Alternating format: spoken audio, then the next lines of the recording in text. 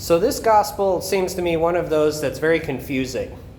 Because first of all, in the first reading, we're hearing that basically they're ready to sell out the poor for a pair of sandals. They're willing to fix their scales so that they can cheat people, and they can't wait for all of this. And God's saying that's wrong, and he's going to punish that.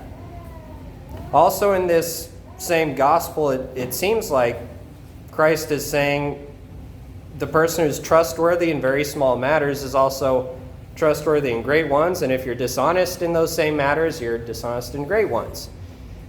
And yet the same story, at the end of the little parable, we've got this steward, dishonest steward, by the way, that's what he's literally called, being commended for what he's doing, for being dishonest. So what's going on?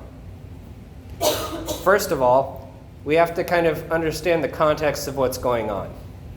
So we have a rich man, and like rich men do, they're off kind of gallivanting or doing whatever and making more money, I guess. I wouldn't know.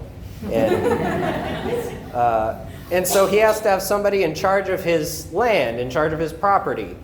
And so that's where this dishonest steward comes in. And what I imagine happened, because it doesn't really say from the story, but this rich man is hearing that this steward has been dishonest with his wealth. And so he's calling him to task. Prepare a record of your stewardship. Where have you been spending my money and trading to make more money and all of this other stuff? And this steward, I think, realizes that he has been dishonest because he's not fighting it. He's saying, okay, well, now what can I do? I've been caught. I know what I'll do. I'll call in every one of my master's debtors, because I imagine this guy was basically like a bank for people, and I'll have them rewrite their promissory notes. You owed 100 measures of whatever, olive oil. You owed 100 cores of wheat. Let's change the numbers real quick so that maybe you'll invite me into your home after I get kicked out. So I don't think Christ is saying this is what we need to do. But I do think he is saying that we have to be prudent with what we've got. Because quite frankly, every one of us is a steward.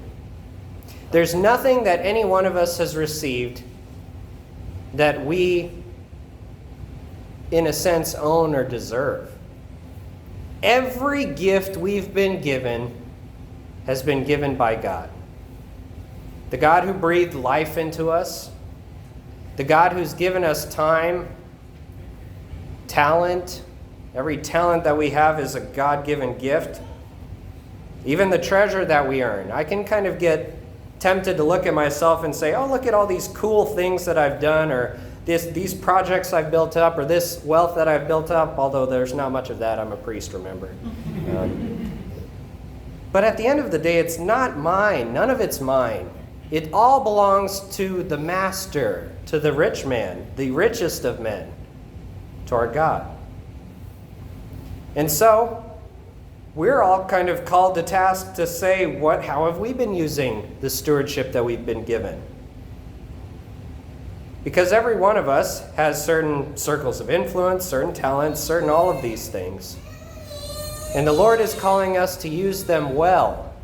Because one day he's going to call us to give an account of our stewardship.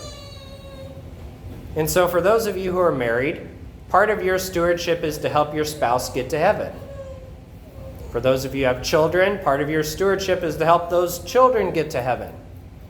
And if you don't have children, that means you have more time and energy to give to trying to help other people get to heaven. And then if you're a celibate like me, that's basically what you do. You try to help people get to heaven. But it's really easy to fall in the midst of all of this stuff. Because at the end of this gospel, we also hear that you cannot serve both God and mammon. You can't serve two masters. You'll either hate one and love the other, or to be devoted to one and despise the other. And so tell me how you use your time and energy, and I'll tell you who is your master and who you love. Call him Netflix. Call him video games. Call him football.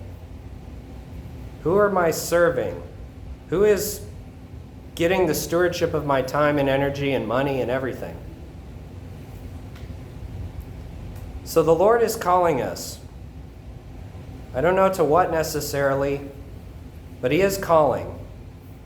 Have we been giving the time and the energy we need to listen to the call? Or have we been squandering our master's wealth? Because he's given us everything.